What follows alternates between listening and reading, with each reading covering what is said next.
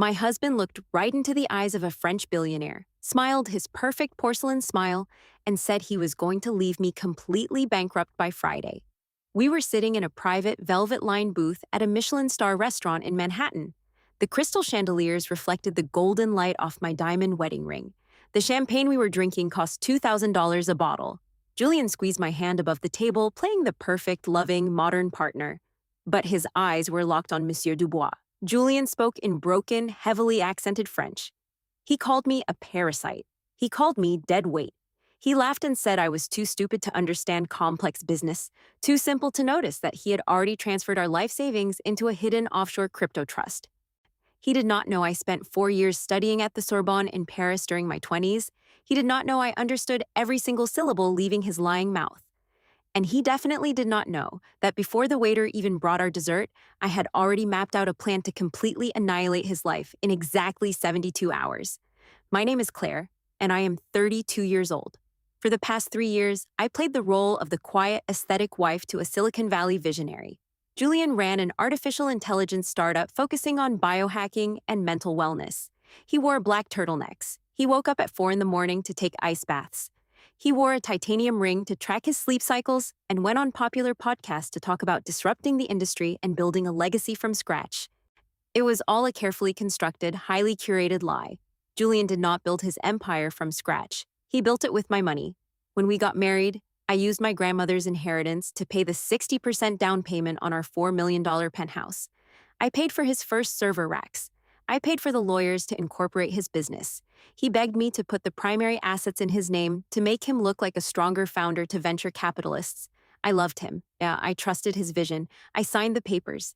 Julian thought my daily routine consisted of Pilates, drinking matcha lattes, and arranging organic flowers. He thought my small freelance writing gig was just a cute hobby to keep my fragile female mind busy. He had absolutely no idea that my little freelance gig was executing high-level crisis management for Fortune 500 executives. I erased corporate scandals for a living. I tracked offshore accounts. I destroyed digital evidence. My hourly rate was triple what his company made in a month. I kept my career hidden because Julian had a fragile, inflated ego. He needed to be the alpha male. I let him believe he was the alpha male. Monsieur Dubois leaned across the table. He was the head of a massive European luxury conglomerate looking to acquire Julian's technology. Dubois asked Julian, in French, if I was comfortable with the acquisition moving forward. Julian laughed out loud.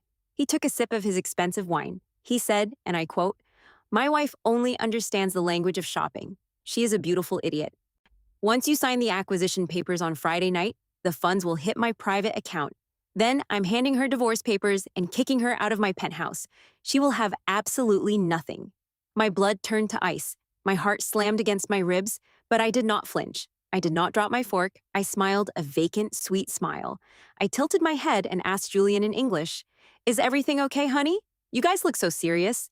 Julian patted my hand condescendingly. "Just boring tech stuff, babe. Do not worry your pretty head about it. Eat your caviar." I survived the rest of that dinner on pure adrenaline. The Uber ride back to our penthouse was suffocating. Julian ignored me the entire ride, his face illuminated by the blue light of his phone, likely checking his crypto portfolio or texting his mistress. I already knew about her. Her name was Sienna. She was 22 years old, an aspiring influencer who thought Julian was a misunderstood genius. When we walked through our front door, Julian's younger brother, Tristan, was sitting on my custom Italian leather sofa. Tristan was the general counsel for Julian's company. He was a snake in a designer suit, reeking of expensive cologne and bad intentions. "How did the dinner go?" Tristan asked, pouring himself a glass of my vintage scotch. "Flawless," Julian smirked, loosening his tie. "Dubois is eating out of my hand. The French are so arrogant they do not even read the fine print. The deal closes Friday night at the charity gala." I walked quietly toward the kitchen to get a glass of water. I stood perfectly still in the hallway shadows, listening. "Did you get the second mortgage approved?" Julian asked his brother. "Done," Tristan replied. "I notarized her signature this afternoon. The bank approved the $500,000 equity line. We transfer it to the crypto wallet tomorrow morning. By the time Claire realizes the penthouse is heavily leveraged, you will be on a beach in Monaco with Sienna." My hands gripped the marble counter so hard my knuckles turned white. They had forged my signature. They took out a fraudulent loan against my home. This was not just a betrayal, this was a federal felony. Good, Julian said, stretching his arms. I am tired of pretending. I want her gone. Sienna is ready to move in on Saturday. Julian walked into the master bedroom. He kissed my forehead with cold, unfeeling lips and told me he had a late-night conference call with developers in Asia and locked himself in his home office. He thought he had outsmarted me. He thought he had won. But Julian was about to learn a very painful lesson. You do not invite a wolf into your house, build a cage of lies around her, and expect her not to bite when you open the door. If you have ever been underestimated, manipulated, or pushed to the edge by a narcissist who thought they were the smartest person in the room, hit that like button and subscribe right now. You are going to want to see exactly how I tear his empire down, brick by brick. I sat on the edge of the bed in the dark, waiting. I waited for exactly 2 hours. Once the apartment was dead silent and I could hear the faint rhythmic sound of Julian snoring through the wall, I moved. I pulled out my encrypted burner phone. I texted my old mentor, a ruthless forensic accountant named Victor. I sent one sentence. I need a complete digital excavation by tomorrow morning. Tier 1 priority. I slipped out of the bedroom, my bare feet making no sound on the hardwood floor. I crept down the hall and stood outside Julian's office. He had installed a biometric lock on the door last month, claiming he needed strict security for his algorithms. But a biohacker is still a creature of habit. I knew he wiped the scanner with his sleeve every night, but he never wiped the numerical keypad he used as a backup. I dusted the keypad with a brush from my makeup bag. The natural oils from his fingers highlighted 4 numbers. His birthday. So predictable. The door clicked open. I slipped inside. The room smelled of stale coffee and arrogance. I booted up his desktop. I bypassed his secondary password using a backdoor script Victor had taught me years ago. It took me less than 3 minutes to mirror his entire hard drive onto a secure, encrypted flash drive. While the progress bar crawled across the screen, I started digging through his recent files. I needed to know exactly what Monsieur Dubois was buying on Friday. What I found made the infidelity and the forged mortgage look like child's play. Julian's company was completely bankrupt. He had lost over $3 million in offshore crypto casinos within the last 6 months. The venture capital money he promised his investors was entirely gone. But that was not the worst part. I found a hidden, nested folder labeled Project Horizon. I clicked on the master spreadsheet. Millions of rows of data populated the screen. I scrolled down, my breath catching in my throat. Names, home addresses, private therapy transcripts, search histories regarding severe depression and anxiety, full unredacted social security numbers. Julian's artificial intelligence wellness app was a Trojan horse. He was secretly recording his users' therapy sessions through their phone microphones. He was illegally scraping the deepest, darkest mental health secrets of over 5 million Americans and Europeans. He wasn't selling an innovative software algorithm to Monsieur Dubois. He was selling stolen human lives to be used for highly targeted, predatory marketing. If Dubois signed that contract on Friday, the European Union regulators would obliterate his legacy.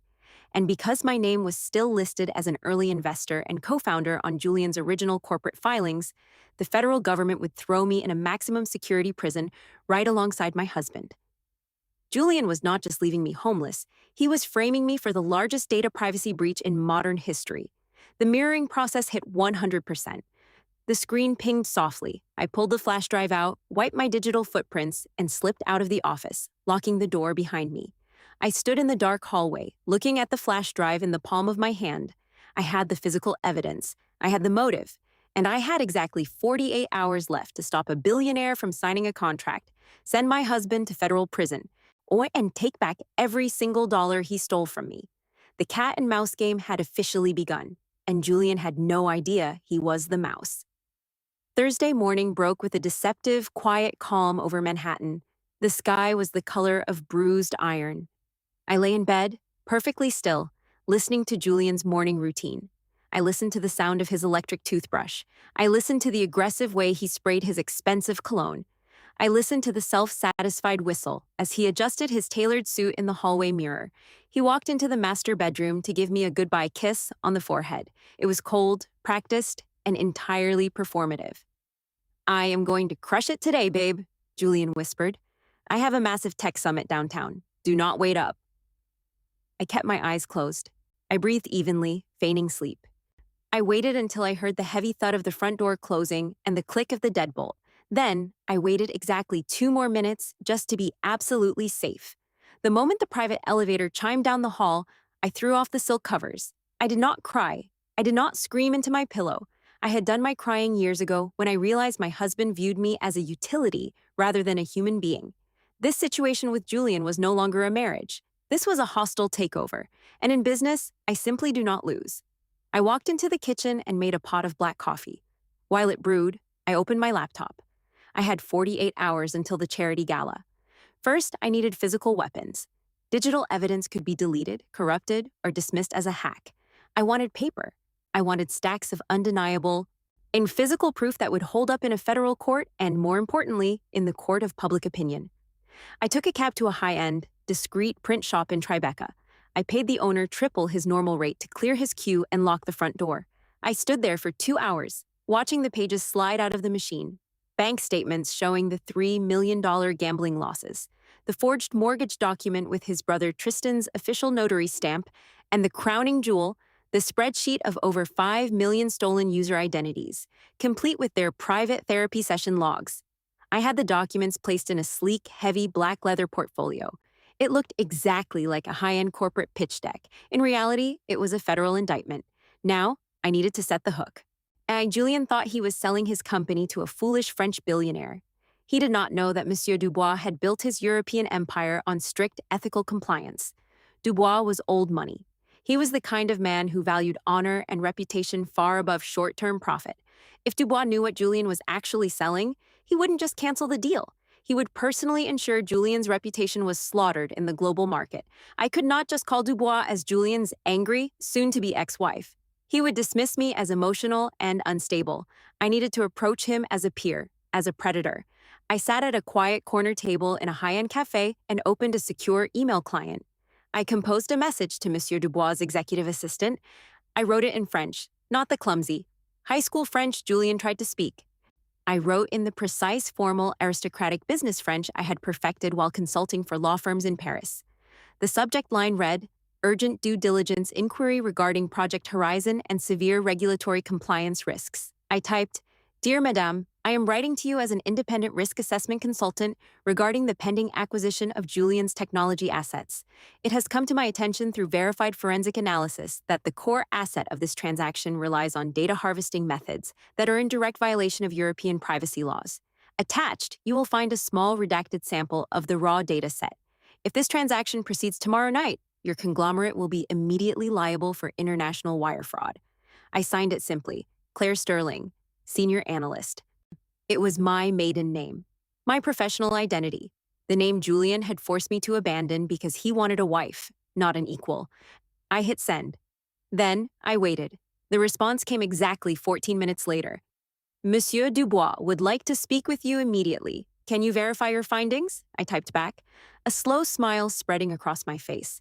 "I will verify them in person. I will be attending the charity gala tomorrow evening. I suggest Monsieur Dubois delays his signature until he has seen my full forensic portfolio." The reply was immediate. "Understood. We will look for you." I closed the laptop. The trap was perfectly set. Dubois was now on high alert.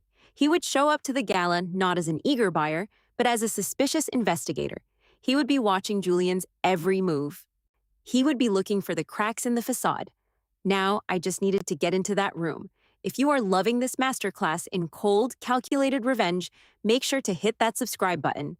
You do not want to miss what happens when I walk into that ballroom. Let me know in the comments, what is the smartest way you have ever caught a liar? Friday afternoon arrived with the heavy, suffocating atmosphere of a thunderstorm about to break over the city. I was in the kitchen, casually slicing apples, playing the part of the oblivious domestic wife. The front door opened. Julian walked in, followed by his brother Tristan. They were both carrying garment bags containing custom tuxedos. Julian looked wired. His eyes were bright with the manic, dangerous energy of a gambler who truly believes he is on a winning streak. "Babe, we need to talk about tonight," Julian said, tossing his keys onto the marble counter. I wiped my hands on a towel and looked up, keeping my expression perfectly soft. "The gala?" "I already picked up my dress from the dry cleaners." Julian exchanged a quick, amused look with his brother. "Yeah, about that. Change of plans. You're not going." I paused. "Excuse me?" "It is just not your scene, Claire," Julian said. His voice took on that condescending, sickeningly sweet tone he used when explaining complex topics to a child.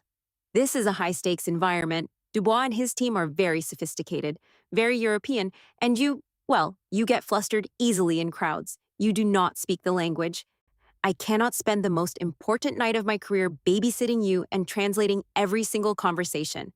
I almost laughed out loud. If he only knew that I had already corrected his terrible French grammar in my head 3 times since he walked through the door.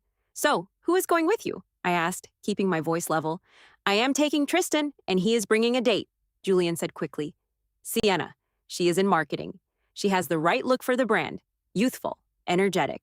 He was replacing his wife with his 22-year-old mistress, pretending she was his brother's date, because he thought I was a boring embarrassment. He wanted a prop. Julian, this is a major company event. Wives are expected. I pushed back, just to see him squirm. Let them ask, Julian snapped, his temper flaring. I will tell them you are sick, or that you are shy. It does not matter. What matters is that I have people next to me who look the part. And frankly, Claire, you look tired lately. You have let yourself go. Just stay home. Order sushi. Watch a movie. He turned his back to me, dismissing my entire existence. Fine, I whispered, staring at the back of his neck, visualizing the exact spot where the guillotine would drop. If you think that is best, Julian let out a heavy sigh of relief. He walked over and patted my shoulder. It is. Now Tristan needs me to sign some insurance updates before we leave. Can you grab my pen? He pulled a small stack of papers from his briefcase. He thought I wasn't looking, but I saw the title on the top page. It was not an insurance update. It was a post-nuptial asset allocation release. It was a document stating that in the event of a divorce, I waived all rights to his business assets and the primary residence in exchange for a pathetic lump sum of $25,000. He slid the signature page toward me, covering the rest of the document with his hand. Just sign right here on the bottom line, babe. Routine liability coverage for the board of directors. My heart hammered against my ribs. If I refused, he would know I read it. He would know the gig was up. I needed to buy time. I smiled sweetly. I reached into the kitchen drawer and pulled out my favorite pen. It was an erasable gel pen. I used it for marking up manuscripts. The ink was heat sensitive. If you applied friction or heat, the ink vanished completely. It looked exactly like a standard black ballpoint pen. I leaned over the counter. I pressed the tip of the pen to the paper. I signed my name, Claire Vance. I made sure to press hard to leave a slight indentation, but the ink flowed smooth and black. There, I said, handing the paper back. All done. Julian practically snatched the paper away. He looked like he had just won the lottery. You are the best, Claire. Seriously, you just saved us. He had no idea he had just filed the paperwork for his own destruction. By 6 in the evening, Julian and Tristan left the apartment. The moment the door clicked shut, I threw my apron into the trash can. I was entirely done playing house. I called my mobile glam squad. 2 women I trusted implicitly arrived at 6:30. Make me look sharp, I told them as I sat in the makeup chair. I do not want soft. I do not want romantic. I want to look like I own the entire building. They went to work. They pulled my hair back into a sleek, architectural style that highlighted my jawline. They painted my lips a deep matte crimson. They contoured my cheekbones until they looked sharp enough to cut glass. When they were done, I looked in the mirror and I barely recognized myself. The sweet, compliant, smiling Claire was completely dead. In her place was a woman who looked like she ran a cartel. I walked into my massive walk-in closet. I bypassed the sensible cardigans and the comfortable pastel dresses Julian liked me to wear. I reached up to the highest shelf and pulled down a garment bag I had not opened in 4 years. Inside, wrapped in black tissue paper, was a custom dress I had bought from a small atelier in Paris. It was not a famous brand. It was a masterpiece. It was blood-red silk that draped like liquid fire. It hugged my waist, plunged dangerously low in the back, and commanded absolute attention. It was a weapon in the form of clothing. I slipped it on. The silk felt like ice against my skin. I stepped into 4-inch stiletto heels with signature red soles. I clasped a real diamond necklace around my throat, a purchase Julian knew absolutely nothing about. I grabbed the heavy black leather portfolio containing the forensic dossier. I grabbed my VIP ticket, which I had secured through a private concierge service for $10,000. I took the private elevator down to the lobby. The doorman, who saw me in yoga pants every single day, physically dropped his jaw as I walked past. "Good evening, Mrs. Vance," he stammered. "You look incredible." "I am not Mrs. Vance tonight," I said, stepping out into the cool Manhattan air. Tonight, I'm Claire Sterling, and I am here to collect a massive debt. The cab ride to the Plaza Hotel took 20 minutes. I spent the time breathing in and out. I visualized the room. I visualized Julian's arrogant face. I visualized the exact moment the hammer would finally drop.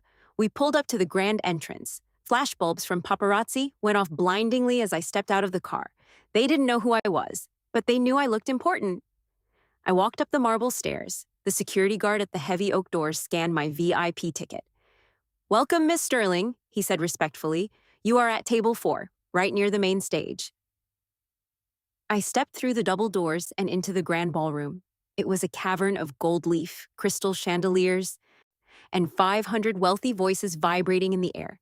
The room smelled of expensive lilies and ruthless ambition. I stood at the top of the velvet carpeted staircase, looking down into the pit. I began to descend. Every single step was a calculated movement. I kept my chin high, my shoulders back. I let the slit in the red dress show just enough leg to be dangerous. Heads began to turn. It started as a ripple near the stairs and spread outward like a wave. People stopped talking mid-sentence. Drinks paused halfway to mouths.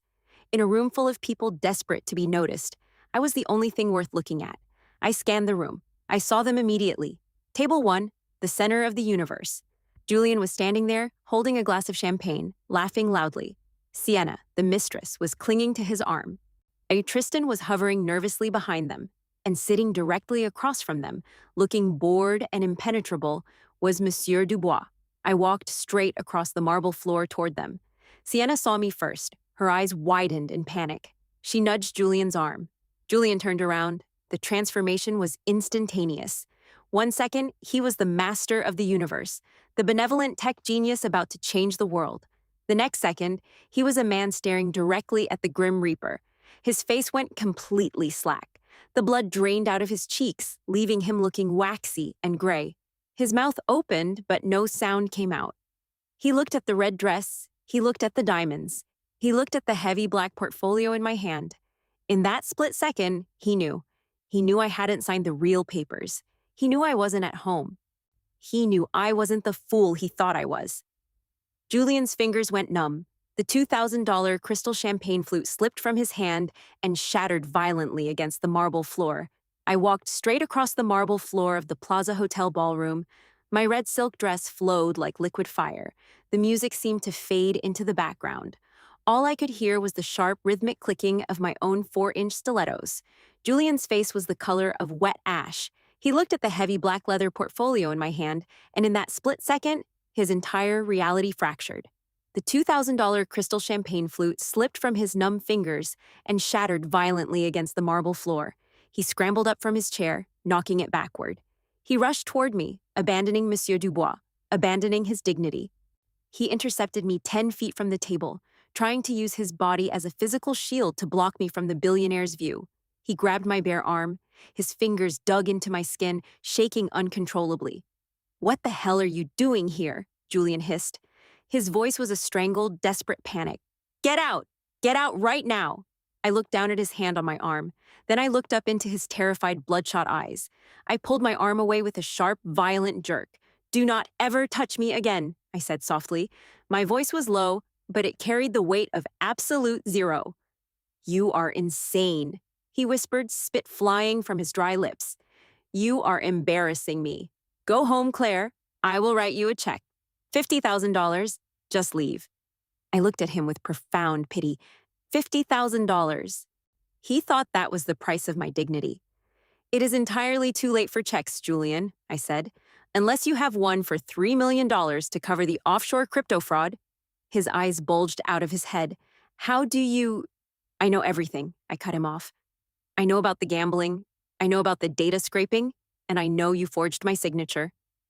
Tristan, his lawyer brother, materialized beside us. He smelled of fear and breath mints. He looked at the black portfolio. He knew exactly what lived inside cases like that. "Claire," Tristan said, his voice oily and trembling. "Let's be reasonable. We can explain. It is all a misunderstanding." "There is nothing to explain, Tristan," I said. "The time for talking is over. Now it is time for the audit." I stepped around Julian. He tried to grab me again, but I was faster. I walked straight up to table 1. Sienna, the 22-year-old mistress, sneered at me. She was wearing a cheap sequin dress that clashed with the elegant decor. "Who even let you in?" she asked, rolling her eyes. Julian told me his ex-wife was totally crazy, but this is embarrassing. I didn't even look at her. I kept my eyes entirely focused on Monsieur Dubois. He was standing now. He looked bored by the commotion until he saw my face clearly. Recognition dawned in his cold European eyes. Julian arrived panting at my side. "Monsieur Dubois," Julian gasped, wiping sweat from his forehead. "I apologize deeply. This is my mentally unstable ex-wife. We are having security remove her immediately." I smiled. I held Dubois' gaze, and then I opened my mouth. I did not speak the language of a domestic housewife. I spoke the language of absolute power. "Bonsoir, Monsieur Dubois," I said in flawless, crisp Parisian French. "I trust you received the due diligence file my office sent over this morning." The words hung in the air like thick smoke. Julian froze completely. His mouth hung open. He looked like a man trying to process a physics equation that defied gravity. His quiet, simple wife, speaking perfect French with the accent of the aristocracy. Dubois stared at me. He looked at the red dress, then at my face, then at the portfolio. "Madame Sterling," Dubois replied slowly in French, testing the name. "You are Claire Sterling from Sterling Consulting." I nodded gracefully. "Indeed, monsieur, I am Claire Sterling. And I am afraid I have some highly unfortunate news regarding the legal solvency of your acquisition target." Julian found his voice. It was a high-pitched, pathetic squeak. "Claire, what are you doing? You do not speak French. You barely passed Spanish in high school. Stop acting crazy." I ignored him. I switched back to English so the surrounding investors could hear every single word. "Did you review the file regarding the data provenance, monsieur?" I asked. Dubois nodded gravely.